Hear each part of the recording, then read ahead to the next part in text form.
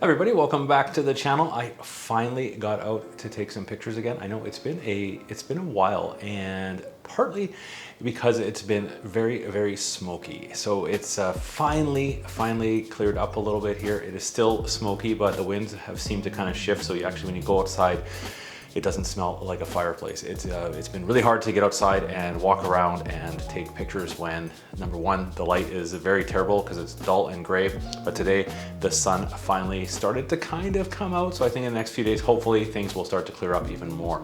I have been dying to get out to take pictures because I got a new toy. I just picked up the Fuji X100v a couple weeks ago. I have barely had a chance to use it just because I haven't had time and the weather. It's been terrible.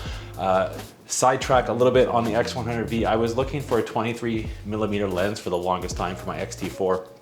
And the local camera store had a great deal on trading in old gear. So I thought, you know what? I have a couple of old cameras and lenses that I don't use from when I used to use a Sony system before switching over to Fuji. I thought now would probably be a great time to trade these in and get a lens. It turned out I had a bit more gear than I kind of thought I did.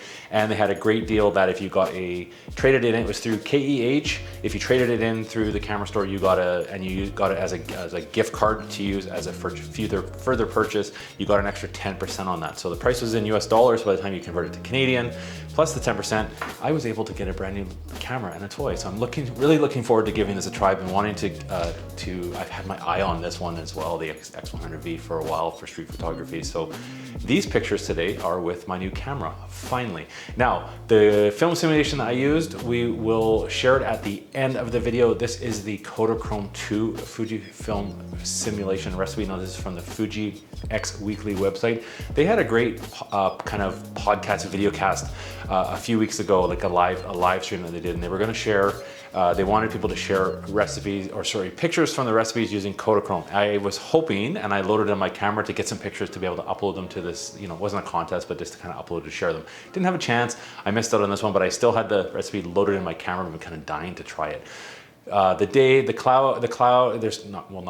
Smoke is still in the sky, so we're not getting those like Kodachrome blues, that we're used to. But I think this worked quite well. I like this recipe. It worked quite well. Took a walk around the city. A few shots that I think I liked. Still getting used to, I'm used to usually shooting on a 35mm, about 50mm equivalent on the Fuji X-T4. So it takes a little bit of getting used to the 23. I will enjoy kind of the little bit of a challenge to try out a new focal length. So I hope you enjoy these pictures. As always, I will number them and you can let me know in the comments below. I appreciate everybody's kind of constructive criticism. It's always appreciated. Thanks to everybody that's been following along. Give this recipe a try. I like it. I like the colors. It was kind of an interesting day to try when the sky was still. You can kind of see in these photos definitely still some smoke in the sky. I hope you enjoy, everybody.